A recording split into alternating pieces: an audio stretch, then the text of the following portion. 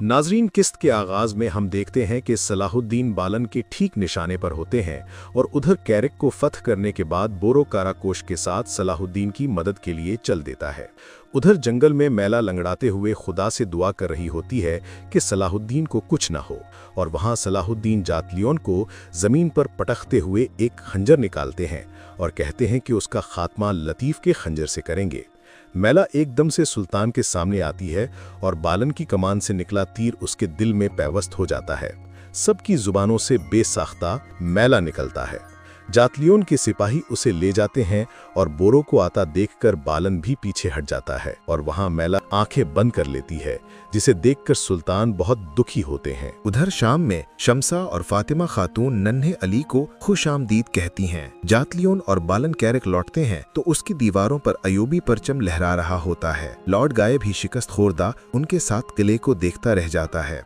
अगले मंजर में सुल्तान किले में मैला की कुर्सी को देखकर उसे याद करते हुए पूछते हैं कि क्या उसकी तदफीन मुकम्मल हो गई है। उसके बाद वो हुक्म देते हैं कि फौरन शाम वापस लौटा जाए ताकि कुद्स के सफर की तैयारी शुरू कर सके। कुद्स में शिकस्त खोरदा चेहरों के साथ सारे कमांडर बाल्डविन के सामने पेश होते हैं तो वो कहता है कि अब सलाहुद्दीन के साथ सुलह करने के अलावा कोई चारा नहीं रहा। उन सबको उसका फैसला पसंद नहीं आता और जातलियोन के मुंह से बेसाख्ता निकलता है कि अगर बच्चा बादशाह बन जाए तो। इससे पहले कि वो मजीद कुछ बोलता, बाल्डविन उसके मुंह पर कोड़े बरसाना शुरू कर देता है। मुअस्सल के जिंदान में काजी फाजिल वो लम्हा याद करते हैं जब ज़ैनब ने उनसे कहा था कि उसका भाई खजाना नहीं चुरा सकता, लेकिन काजी फाजिल ने कहा था कि वो मजबूर हैं।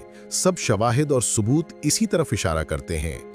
उसी लम्हे जिंदान में ज़ैनब आती है। फाजिल उससे कहते हैं कि अगर उसका दिल उन्हें सज़ा दिलवाकर मुतमईन है तो वो खुशी खुशी उसे कबूल करेंगे, लेकिन वो उन्हें तन्हा छोड़कर वहां से चली जाती है।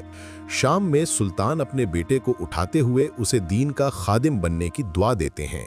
शम्सा के पूछने पर वो बताते हैं कि मैला ने अपनी जान उनके लिए कुर्बान कर दी। उसी लम्हे बोरो और सायरा मुबारकबाद देने के लिए आते हैं। बोरो कहता है कि उसका एक भतीजा अली शहीद हो गया तो अल्लाह ने दूसरा दे दिया, खुदा इसकी उम्र दराज करे। फातिमा खातून बोरो की रस्मों के बगैर शादी पर थोड़ी सी नाराज होती हैं, लेकिन सुल्तान मामला संभाल लेते हैं। उसी लम्हे खलील खबर लाता है कि बाल्डविन उनका मुंतजिर है। जंगल में बाल्डविन बिस्तर पर लेटा होता है और विलियम से कहता है कि उसका घोड़ा ले आए, कुद्स का बादशाह पूरी शान से दुश्मन के पास जाएगा। बाल्डविन को देखते हुए सुल्तान कहते हैं कि वो थका हुआ लग रहा है, उन्हें कुद्स के नजदीक मिलना चाहिए था। बाल्डविन अपना अमन का मंसूबा सुल्तान के सामने रखता है, जिसे सुल्तान कतई तौर पर रद्द करके वहां से पलट जाते हैं और बाल्डविन मायूसी से आसमान की तरफ देखता रह जाता है।